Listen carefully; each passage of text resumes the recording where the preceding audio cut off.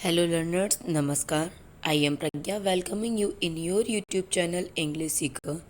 Today I will discuss about the third poem of the book First Flight, and the poem's title is A Tiger in the Zoo. So the very first I will discuss about the poet of this poem. So the poet of this poem is Leslie Norris. His full name is George Leslie Norris, who was born in 1921 and died in 2006. He was a Welsh poet and short story writer. He has published translations, biographies, reviews, short stories, and poems. His short stories and poems deal with his Welsh home, the pre war period, nature, and his experiences as a teacher. In 1967, his first collection of poems was published in an anthology called Finding Gold. After this, his career as a poet took off. He won the Poetry Society's Alice Hunt Bartlett Prize in 1970 for the publication Ransom. So these were some informations about the poet of this poem. Now I will just provide you a little bit summary of the poem stanza wise, and in my next video I will discuss about the poetic devices, key points, and the poem in a nutshell.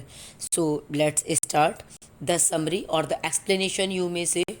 So the very first stanza is: Sea stalks in his vivid strips, the few steps of his gaze on pads of velvet quiet in his quiet rays.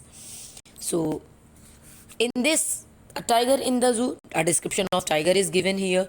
So the tiger walks stately in its cat-like manner in his cage.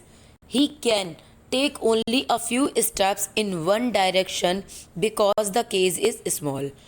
On his yellow coat, the black strips stand out and shine.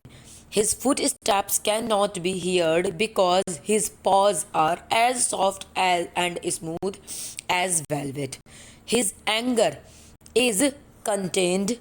He has it well under control because he knows the unlawfulness of showing it, or unusefulness of or uselessness of showing it. He is not free and cannot do as he wishes. The second stanza is: He should be lurking in shadow, sliding through long grass near the water hole where plums deer. So the second stanza's explanation may be: instead of being in a cage, the tiger should have been in its natural habitat. It should have been hiding in the shadows and sliding quietly between the tall grass hunting for prey. He should have been near a water body waiting to pounce on a fat deer for his meal. The poet wants to say that the tiger is meant to live free in jungle where he can catch his prey. Instead, he has been confined to a small place where he can take only a few steps at a time. The third stanza is: He should be snarling around houses at the jungle's edge, bearing his white fangs, his claws, terrorizing the village. So the third stanza is in the third stanza, the poet says that the actual place of a tiger is the jungle. At this moment, instead of being confined in a small space, his strength curtailed behind bars, he should be snarled around the houses located on the outskirts of the jungle. He should be terrorizing people with his sharp teeth and claws, not being intimidated by them inside the concrete cage. He should be creating fear among the people living in the villages, not being afraid of the people who have brought him to the zoo.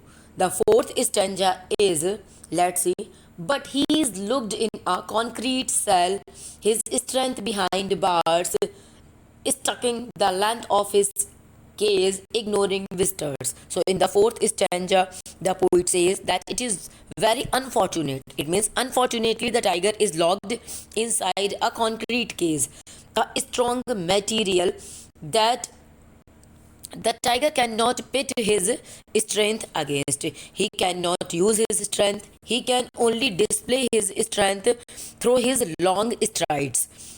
He walks up and down the length of the cage, choosing to ignore the visitors because he knows the bars of the cage will not let him get close to them. His immense power in subjected by the strong bars, the visitors and their freedom annoy him in his state of imprisonment. The fifth and the last stanza is, he hears the last voice of at night the patrolling cars and stares with his brilliant eyes at the brilliant stars. So in these lines the poet wants to conclude with those words that at last the tiger hears the last patrolling cars go by.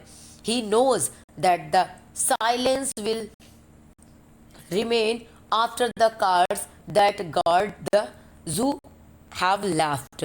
This is the time of the day when the tiger would have set out for his hunt had it been in the jungle. Instead, in anger, frustration, and sadness, he turns his shining eyes up to the sky and looks longingly at them, searching for freedom. So, this was the complete explanation of the poem. In my next video, I will provide you the poetic devices, the key points, and the poem in a nutshell. Till then, stay connected and stay tuned. Thank you all.